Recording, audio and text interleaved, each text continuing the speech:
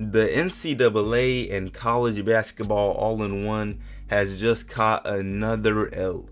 And I say that because the situation we're talking about today just provides even more reason for top recruits to go pro after high school instead of college, at least in my eyes.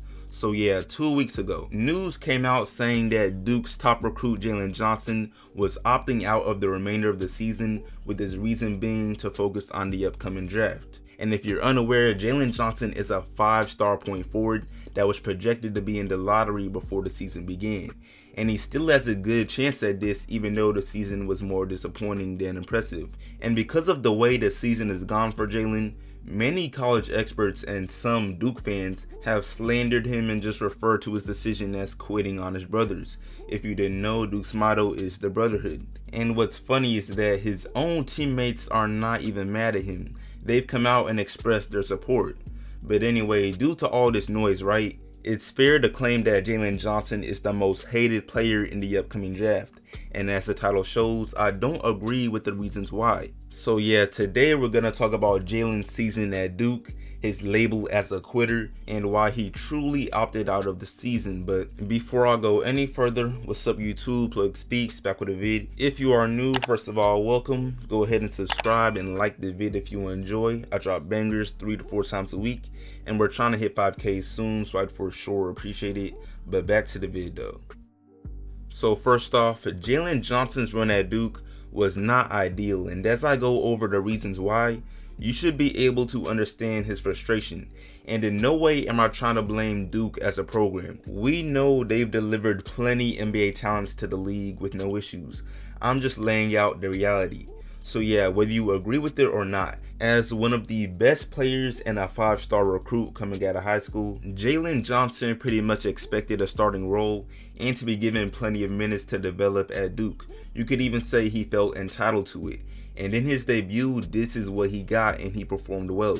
In his first game versus Coppin State, this man played 35 minutes, dropped a monster double-double with 19 points and 19 rebounds, shot 100% from the field with 1 3-point attempt and 1 make, had 5 assists, 4 blocks, and most importantly, they got the win. I mean, that debut seems almost perfect until you point out that he had 7 turnovers, but it was still crazy. And I'm not sure if the turnovers were the reason for his decrease in minutes, but in his next 3 games after this crazy debut, he played 22 minutes, 15 minutes, and 23 minutes until he suffered a foot injury and would be out for a whole month. And now 22, 15, and 23 may not seem like bad playing time, and it's not. But as a projected lottery pick, of course that's not what JALEN Johnson expected or wanted. And I will say Duke's coaching staff definitely knew something that we don't, and that's why he was given underwhelming minutes. But it wasn't a good look, because after JALEN returned from injury, not much changed. He played over 30 minutes just once and had a good game and a loss, but besides this, his game log was filled with matches where his minutes were under or barely over 20, which he most likely felt was hampering his development, maybe even hurting his draft interest, and so he opted out. And this is where all the noise and controversy pops up, because on one end, in the mind of most critics, during JALEN's time at Duke, it didn't seem like they had any chance at March Madness anyway, so why quit instead of finishing? But then on the more positive end, even if it sounds selfish, the reality is JALEN is trying to show out and impress scouts, not necessarily to play a ton of college games. So if he's not getting the minutes he wants and feels it's lowering his draft interest, why not just opt out and sustain the chunk he's built up? It makes a lot of sense. But it seems like most people against JALEN's choice feel that he owes the brotherhood more than this, and that he's just some quitter, and that people like me are wrongly trying to paint him in a nice light. However, that's not the case. With what I know, I really can't see how anyone could really be angry with JALEN unless they're a huge Duke fan, I guess. And let me go ahead and say, there's another narrative that this is nothing new and that JALEN quit on another team back in high school. I'm pretty sure it was IMG. But unlike this event at Duke, his high school situation was not covered by big media and not much information is even known. So who knows what to believe unless you literally talk to the people involved, or if you're in his immediate circle. I mean, I can't even form a real opinion on that. But yeah, it rounds back to what I said before. This is another L for the NCAA because players with the talent level of Jalen Johnson know they are trying to go one and done. So if they're not in the ideal situation to go one and done, then it's almost pointless. And now you could say no one forced Jalen Johnson to go to Duke, which is true.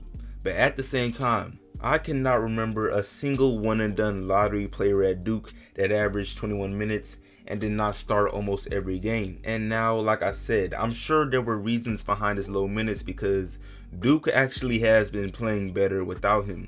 But on the outside looking in, I can see why Jalen Johnson chose what he did. So yeah, tell me how y'all feel about the whole opt-out situation. But from here, I'm gonna speak on Jalen Johnson as a prospect going into the draft, because the idea that he may have cost himself a top 10 spot isn't too realistic. So in his 13 games at Duke, Jalen put up 11 points, 6 rebounds, 2 assists, and 1 block on 52% from the field and 44% from 3. Mind you, his threes were on very low volume, but overall his production was very solid for just 21 minutes a game and being third in shot attempts on the team. And after I go over what he can bring to a team, it'll be clear why credible networks such as ESPN have this guy going as the 6th pick. So yeah, as far as offense, although he's a 6'9" forward, Jalen Johnson is able to bring the ball up the floor like a guard and really excels at this in transition. Back in high school, his highlights almost always included a few high IQ and impressive passes. And even at Duke, some of this passing transferred over as he sometimes threw lobs to guys from near the three-point line. So yeah, his assist average does not say it, but he has some playmaking skills, and it definitely separates him from most other prospects, although he could have done better taking care of the ball. But yeah, he can also score efficiently and usually comes out on top when he attacks the paint with his strong build. It's how he gets most of his buckets. But also later in the season, he showed some nice hints at a mid-range and outside shot. And although I don't really trust his 3-point percentage due to the low volume, I mean, it's better than having a poor percentage on higher volume, so kudos to him. And then on defense, both his numbers and his actual play speaks for themselves. He put up 1 steal and 1 block in his 13 games, and then his size really bothers his opponents. I mean, his build alone gives him a chance to be a nice two-way player at the next level. So yeah, overall, Jalen Johnson is one of the best picks available. Easily a lottery pick, especially in the modern day game. I mean, the amount of versatility he brings to the table would thrive in a small ball lineup. And if there's any negatives his situation at Duke proves, is that he might hurt his own career by not accepting the role a team needs of him. But this isn't a red flag to me yet, because I just believe his issues at Duke were more so about opportunity than anything else. But we can discuss that in the comments. I'm gonna wrap this video up. I appreciate y'all watching. Let me know how you feel about Jalen Johnson below. Like this up, share it, sub if new, all of that, and I'm out.